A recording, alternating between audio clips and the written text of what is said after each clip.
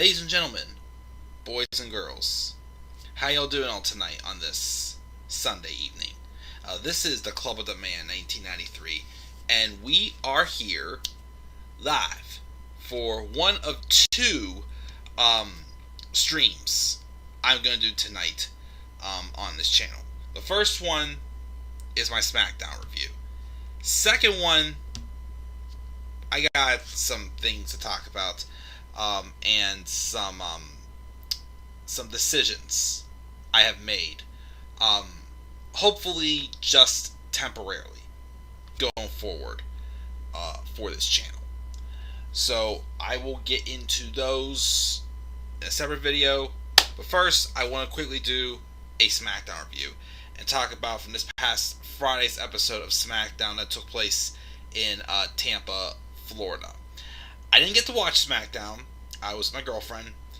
But reading the results, only thing that really stood out to me that I actually cared about was, well, I mean, I'm not going to diss on like Bianca and Sasha stuff, and then the match setting up. That's a match, that's one of the few programs I'm actually looking forward to for SummerSlam. That and Edge and Seth Rollins. Yes, I did not include Roman Reigns and John Cena. And I'll actually tell you, straight up to be honest, kind of disappointed in the build for that. I kind of am. Cena was not on the show this week. And also, at the end of the night, when it's a promo with Finn Balor and Roman Reigns, the crowd was chanting for Cena. They wanted Cena. They wanted Cena over Roman and Balor for what I saw when I watched the highlights. Everything else, like, not much really. Like, I'm not that excited for SummerSlam. Let's put it that way. It's not going to be anything that good.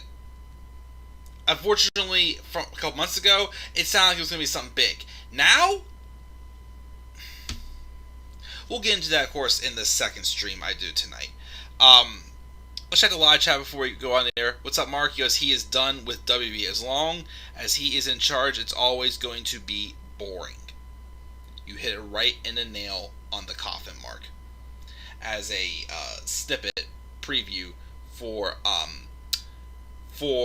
my other stream later on, when I give my update on the channel and some decisions I've come moving forward for the channel, which I'm hoping it's going to be temporary. I don't know if it ever would be temporary or if it will be permanently. Because, well, okay, I'm not going to get too far. JR, what's up? Are they going to move forward with a triple threat at SummerSlam between Finn Balor, Cena, and Roman Reigns for the Universal title? Because you know the Demon King needs to show up next. They're dealing with something with Balor because I had to take 3 guys to beat Balor. Yeah, exactly. Why even... We'll say that then we get to it. But again, I don't want to get too far ahead of myself with the review. I'm not going to grade the show again because I didn't watch it. I just watched the highlights. But let's just talk about quickly again what all happened on this show. The show opened up with Bianca Belair and Sasha Banks dueling over the microphone, basically going back and forth about making history. Actually, again, let me pull up Bianca Belair. Oh, SmackDown results cage side. Let me just pull it up. I actually want to read what was all said in the promo. Basically, it was kept very simple and straight to the point, but it was basically a follow up from Sasha's attack on Bianca Belair after the main event from last week. Oh, jeez, it's taking forever to load. Sasha came out to start the show. She greets the crowd and says it's boss time on SmackDown. She came back for her spotlight that she feels she deserves. She's back for the spotlight like she created. And she promises us she'll never let anyone steal that spotlight ever again. In a recap plays from what happened again with the attack, and she claims that Bianca Belair would be nothing without her, and she goes on for a beat and basically says how she wants the spotlight back. She wants to share the spotlight more. Yes, her and they made history together. Blah blah blah. Bianca comes out and says how Sasha is going to be standing or talking when she gets in the ring. The last time she checked, Sasha was literally begging her to choose her so they could main event WrestleMania together, which they did for night 1, and it was awesome. She's been shining and slides in the ring, which leads to Sasha to run away and stand at the announce table. Sasha says she can do whatever she wants when she wants, because when you're legendary, you always stand out. Bianca says that she's one of the greatest to ever lace up the boots, so if she wanted a title shot, it's on, basically. Obviously, again, Sasha Banks is one to reclaim her throne again. Again, just literally just being a heel. As I continue to say, Sasha Banks should be a heel. But then out came Zelina Vega, who asked Bianca if her braid was on too tight or if she's lost, because she can help her in this situation. Bianca then warns her not to step into the ring, and then Vega agrees to stand on the apron instead. But basically, she challenges Bianca Belair for a title match. And then Sasha's in the background mocking, like, oh, are you going to do it or whatnot? And Bianca looks at her and says, bitch, she ain't talking to you, basically. Well, she didn't say bitch, but basically she said, bitch, she ain't talking to you. And but basically it was Bianca owning both women, saying, she ain't talking to you, because she's the champ. She says, Sasha, I'll see you at SummerSlam, and Zelina, I will see you tonight. And, wait, was that match even for the title, or was it not for the title? It better not have been for the title. It doesn't look like it was. I don't know. Was it for the title or was it not for the title? But even so, the facts are facts here. Why would Zelina Vega get a title shot when ever since she's come back, she's done nothing but loss? Yes, this is coming from the same guy who said that if booked right, Zelina Vega would be a great Miss Money in the Bank, which I agreed, but ever since she's been back, it's just the same thing. She's lost. And, again, why did she come back? Why? Because they said they were sorry for how they fired her, and she agreed to come back? Like, whatever, because she faced Bianca later and lost, so she loses again. So the point of that, unless if this is them admitting, hey, we have absolutely no one on this roster for Bianca to fight, let's give all the losers shots out. So, yeah, that's great storytelling indeed. So we have that. Then we have a segment backstage you have with Ray and Dominic, where Ray confronts Dominic and berates him for taking a match against Jey Uso, and they already have their title match at SummerSlam, which they have to be more strategic now, and they can't risk a loss denying their momentum. But Dominic says he gets it, and he doesn't need his dad's help tonight. And then Dominic lost to Jey Uso with a diving splash. I'm kind of starting to feel ready for that Dominic Mysterio heel turn. Like, him being, Ray's son, like, give it a year, the whole thing of, like, oh, wow, that's Rey Mysterio's son, and have him, stand as a babyface. Now I feel like they have to go somewhere more with Dominic. I feel like SummerSlam, or post-SummerSlam, could be, even if it happens at SummerSlam, could be the time where they do turn Dominic heel. Or if they want to still wait a little bit, because honestly, I do it at WrestleMania next year. Ray versus Dominic. Have that match as WrestleMania. If you want to start the tease for the heel turn now, works for me. But I personally think if you want to take Dominic to the next level, I think they need to turn him heel. Personally. But Dominic loses to Jay. We have an interview also then with first Edge's interview backstage. He calls Seth Rollins a bastard and says the issues between them have gone further back than the past few weeks, and when Seth gets here tonight, he'll meet him in the ring and show him what a bastard he can be. So that promo later on was actually one thing I did enjoy from whenever I did watch the highlights. Um, Apollo Crews took on Shinsuke Nakamura, and Shinsuke won by disqualification when Commander Aziz got involved, and then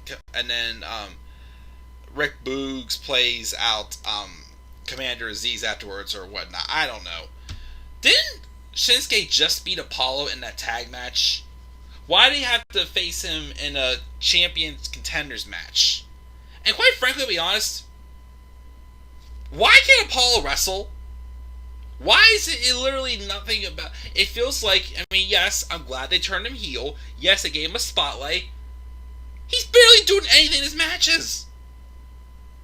Like, Commander Aziz is basically the highlight, not Apollo Crews. And I'm not even that big on Commander Aziz. So, again, I'm sorry, that act's getting a little boring to me. Everything's getting boring to me. Again, another spoiler alert for my second stream after this. Let me see here. We also got a recap of what happened with that weird contract signing last week where John Cena writes it in. Paul Heyman then talks to Caleb Braxton, who was hoping to speak to Rowan, but Heyman scoffs at the idea about the contract signing and makes an analogy to real sports contracts and highlights the absurdity of signing a $75 million football player's contract and calls the idea that John Cena should wrestle Roman Reigns meritless. And he goes to leave. He runs into Big E, who giggles something fierce in his face or whatnot. Tegan Nox then beat Tamina after Shotzi fired a Nerf gun dart from her tank, and that took out Tamina. That looked fake.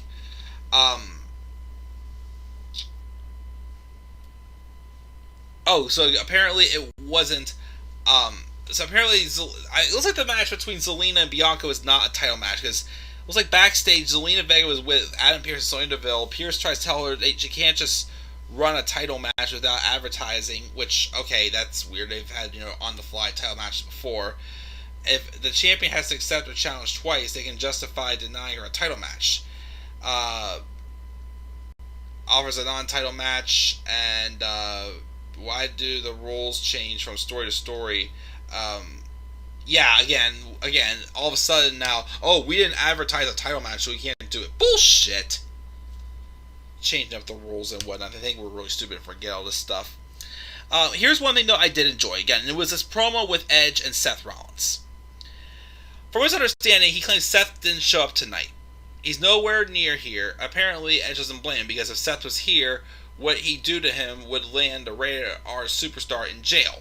He was content to let the past be the past till Rollins cost him his match at Money in the Bank. But he can't blame him. When he looks at Seth, he sees a mirror of his past, and both of them would know that this doesn't end well for them, and it would end tonight. Rollins appears on the Tron via satellite, laughing and clapping, says how Edge should have seen the attack last week coming because they really are alike, drawn together in this inevitable dance, but that's where the similarities end. If Edge was half the man he is, he'd know that you always have to have a plan B, which was most likely firing back to his days with the Authority. And of course, in 2014, when he basically threatened to break Edge's neck if John Cena didn't bring back the Authority. And of course, one thing I always say I do enjoy about good storytelling is when they bring up history and go with a history lesson. Here they did, because after this, Edge says he has a plan B, and he pitches the idea for a match at SummerSlam. And Rollins is just like, let me think about it. I got a lot going on, but while you're mulling over it, you should think about it too. What are you getting yourself into? You know what it's like to have Seth's boot on the back of your neck? What happens when he stomps a neck that's been fused 3 times? His little comeback will be over, his career will be done, and basically he starts firing shots about Edge and saying how will he be a father and a husband and whatnot, which Edge just gets heated and just tells Seth basically shut up. And then he goes, Edge, I eliminated him from 2 Royal Rumbles since I've been back, and the fact that he didn't take Edge out in 2014 when he had his chances really bothers Seth, and he's trying to walk in Edge's footsteps, but he knows he can't fill them because he's just not Edge-lit. and Seth just snaps and just basically accepts the match at SummerSlam. Again, great promo. Like I said, all you gotta do with a feud like this is just play off the history. Edge referring back to 2014 when Seth Rollins threatened to basically re-injure the surgically repaired neck of Edge until John Cena agreed to bring back the Authority. It's like that's just the perfect way to reignite this feud. Go back with that story, and they did. That's all you need. We have a match at SummerSlam that actually has an appealing story that I care about. One of the very few. Finn Balor was then backstage. He was sour about Corbin sticking his nose where it doesn't belong, and he's going to teach him a lesson. And when he's done with Corbin, he has a bone to pick with John Cena. And I'm like, well, no shit, you should be, because Cena signed the contract that you were basically already had a match. Like, here's the thing that doesn't make sense. Finn Balor technically has a match for SummerSlam with Roman Reigns, because Roman Reigns accepted Finn Balor's challenge. Yet the contract's not signed. John Cena signed it, but Finn Balor's not in the match. And how much sense does that make? Zero.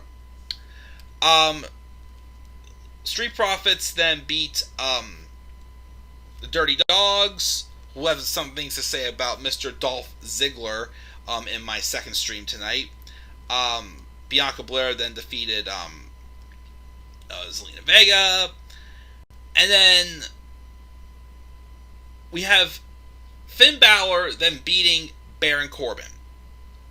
After the match, he gets on a microphone and says 3 years ago he would have smiled and accepted losing the Universal Championship match, but this Finn is different. He's not smiling, and if he has to go through John Cena to get that match, he's willing to do it.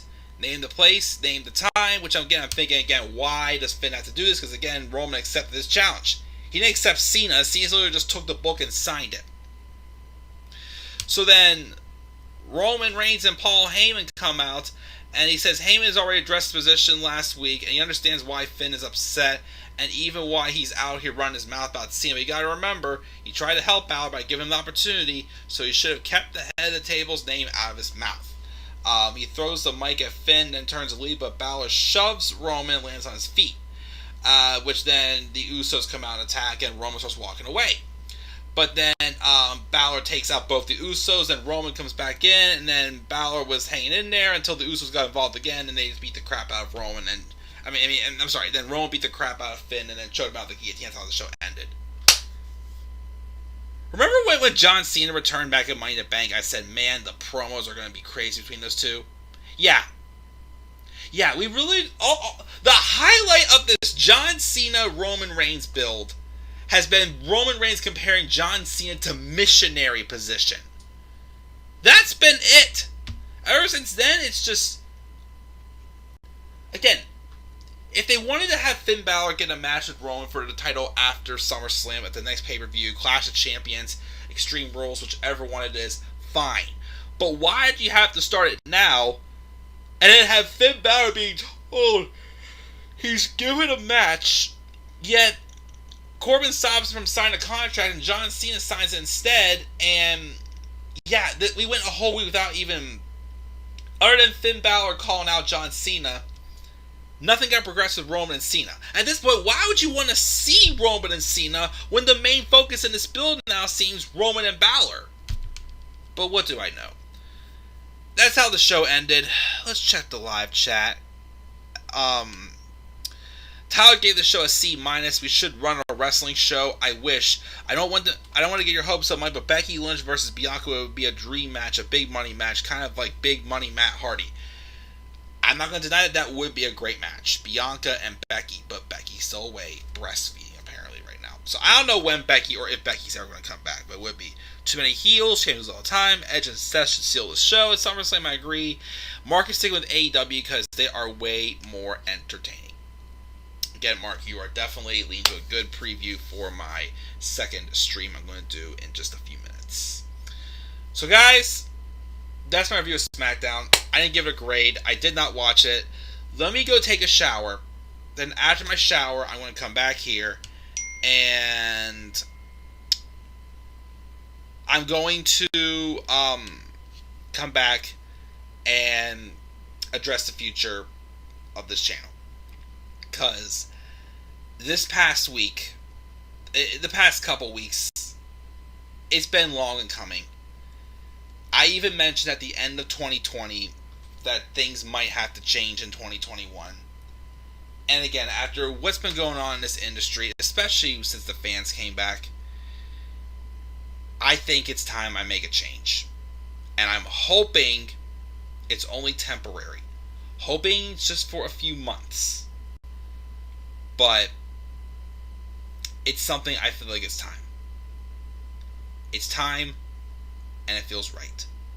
So, I will come back up here again, like I said, in a few minutes. Let me go take a quick shower, and I will then address the future of this channel. I'll at least start by saying this. Things are going to stay the same to SummerSlam.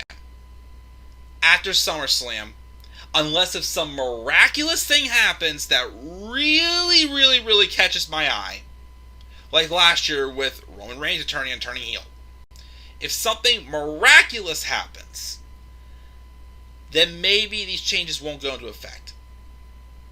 But as of now, there's definitely some things coming, some changes happening. There's definitely something that's definitely going to be canceled. There's things that are just temporarily not going to happen, and then just something else is going to take in its place. But like I said, it feels like it's time right now with what's going on in wrestling, especially with the WWE. So let me go get cleaned up, get ready for bed, and then I will do that stream, because after that I'm probably just going to crash. So let's roll with it, guys. I'll see you guys in a few minutes. Again, this is the Club of Midnight 93. I'll catch you guys all soon. Peace out, everybody.